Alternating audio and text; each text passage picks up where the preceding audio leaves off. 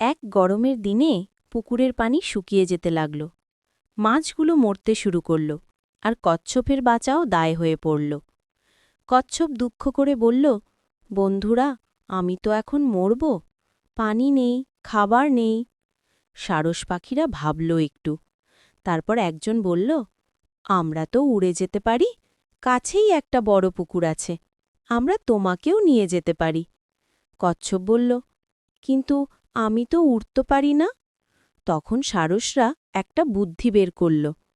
তারা একটা লম্বা কাঠি এনে বলল, তুমি এই কাঠি মুখে কামড়ে ধরো, আমরা দুই পাশে ধরে উড়ব, কিন্তু মনে রেখো, মুখ খুললে পড়ে যাবে। কচ্ছপ রাজি হল। সারসরা দুই পাশে কাঠি ধরে উড়ে গেল, আর কচ্ছপ মাঝখানেই ঝুলে রইল।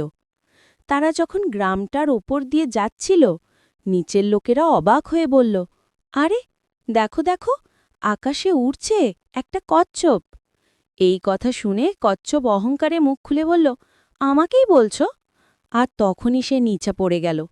দুই সারস দুঃখ করে বলল, বেচারা, যদি চুপ করে থাকত তাহলে আজ বেঁচে যেত।